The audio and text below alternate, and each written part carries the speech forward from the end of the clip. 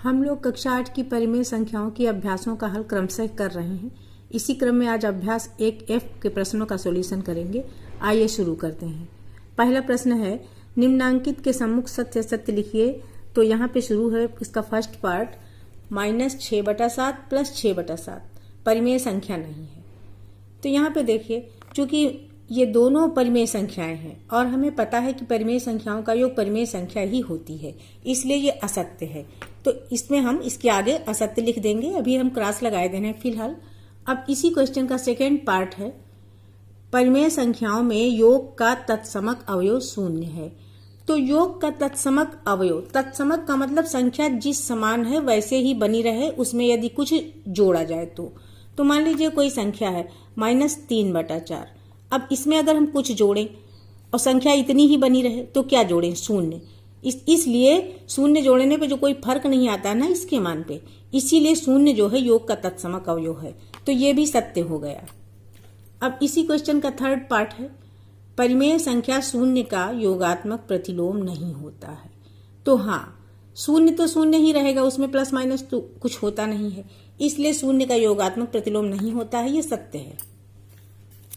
अगला पार्ट, किसी ऋणात्मक परिमेय संख्या का योगात्मक प्रतिलोम एक धनात्मक परिमेय संख्या होती है। तो प्रतिलोम का मतलब है ठीक उल्टा।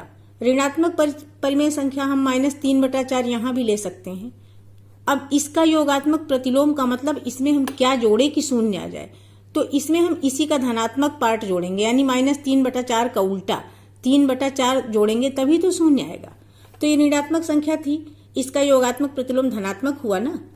तो कहने का मतलब है ऋणात्मक परिमेय संख्या का योगात्मक प्रतिलोम धनात्मक परिमेय संख्या ही होती है, ये सत्य है। अब अगला पार्ट है, परिमेय संख्याओं में घटाने का तत्समक अवयव 0 होता है। यह भी सही है। मान लीजिए 5/6 है। अब इसमें हम क्या घटाएं कि यही संख्या बनी रहे? तो हम 0 ही घटाएंगे तभी तो 5/6 आ जाएगा। इसका मतलब है कि घटाने का तत्समक अवयव 0 है, ये सत्य है। अगला पार्ट है, परिमेय संख्याओं में गुणा का तत्समक अवयव 1 है। सत्य है ये। क्यों? इसलिए सत्य है कि मान लीजिए 3/4 है, तो इसको जब हम 1 ही से गुणा करेंगे तभी तो ये संख्या वही मिलेगी। तत्समक का मतलब जो संख्या थी वो उतनी ही रहेगी। तो इसका मतलब है गुणा का तत्समक अवयव 1 है, ये एकदम सत्य है।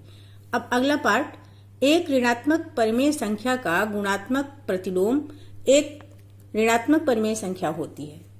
तो ठीक है ये, क्योंकि ऋणात्मक परिमेय संख्या फिर हम कोई ले लेते हैं, उदाहरण के लिए -3/4 ही ले लिया है।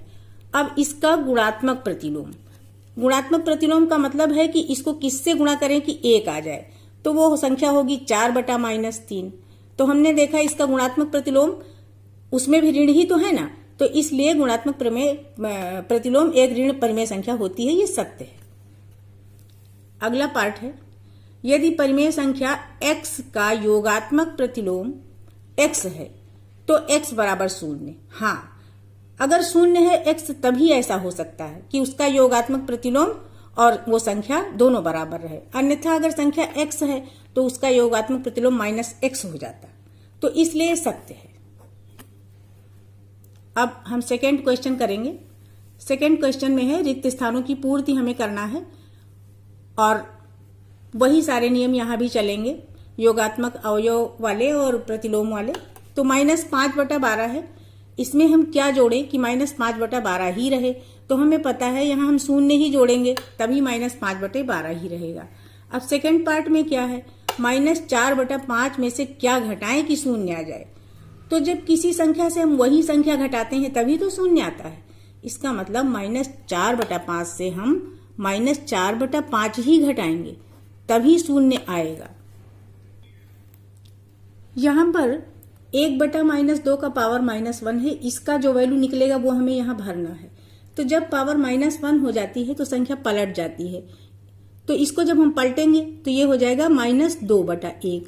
अब 1 तो हर में होता है तो वो लिखा ही नहीं जाता, इसलिए इसकी वैल्यू आ गई -2। तो यहाँ पर -2 भर दिया जाएगा। नेक्स्ट पार्ट है इसका, -2/3 गुणा 3/4। इस पूरे का पावर -1 है, तो हम पहले अंदर का सॉल्यूशन कर लेंगे, उसके बाद फिर उसको पलट देंगे।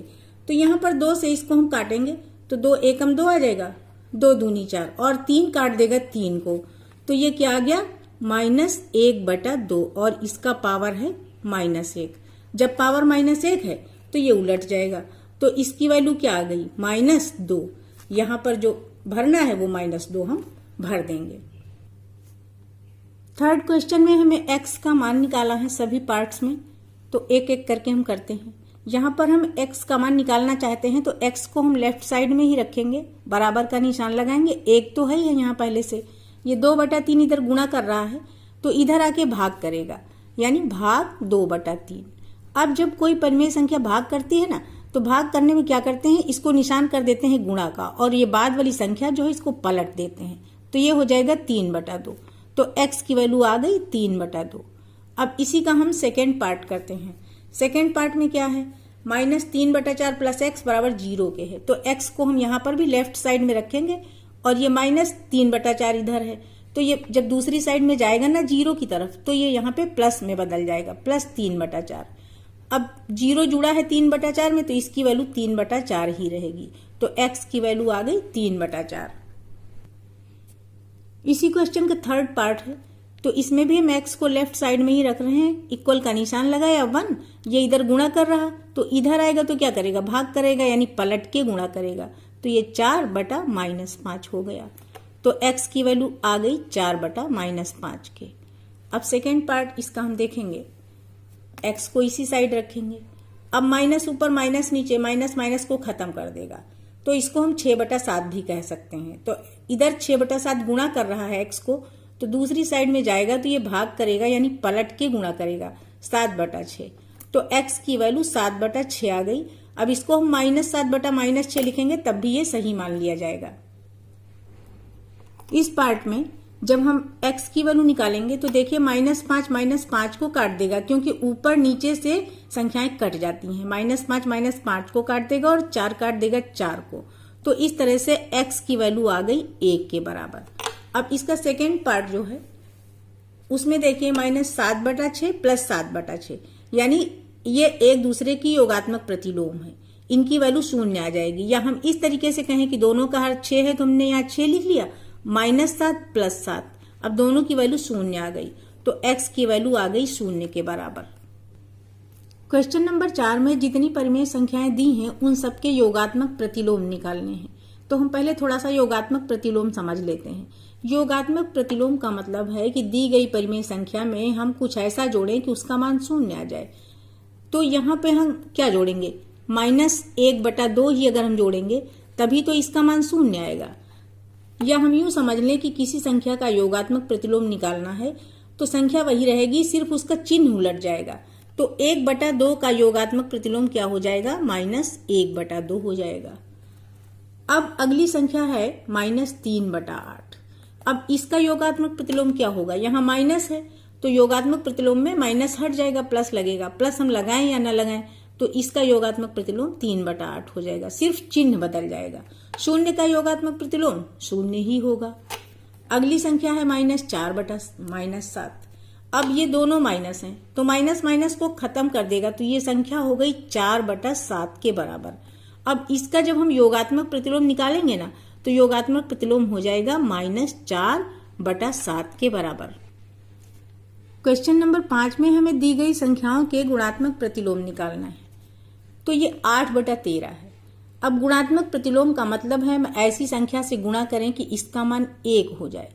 तो हम इसको किससे गुणा करें, ठीक इसको उलट दें, यानी इसको हम 13/8 से गुणा करेंगे तभी तो इसका मान 1 हो जाएगा।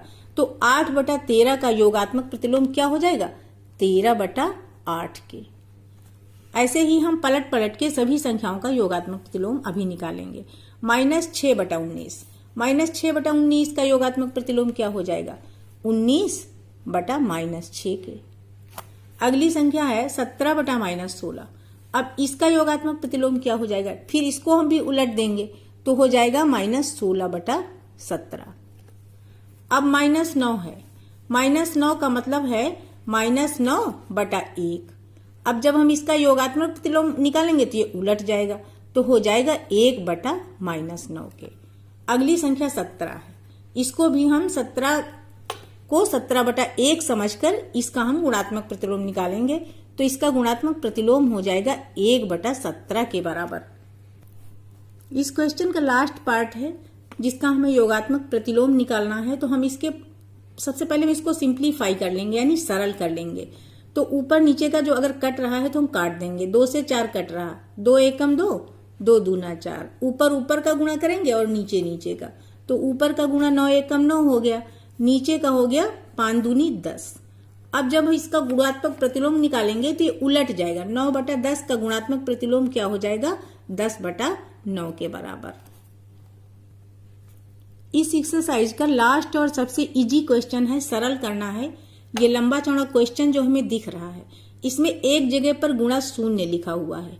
शून्य का यही सबसे खास प्रगुण है कि अगर गुणा शून्य लिख दिया गया है तो चाहे जितनी बड़ी संख्याएं हों सबका गुणनफल शून्य हो जाएगा। तो कहने का मतलब है इसे हमें कोई कैलकुलेशन करके नहीं दिखाना है, इसका आंसर सीधे ही शून्य निकल आ जाएगा। 0 और 1 बहुत ही महत्वपूर्ण संख्याएं हैं। इनके प्रगुण देखने के लिए हमारा पिछला वीडियो आप देखिए, जिसका लिंक आपको डिस्क्रिप्शन बॉक्स में मिल जाएगा। उसमें योगात्मक और गुणात्मक प्रतिलोम भी है और तत्समक अवयव भी। Thank you.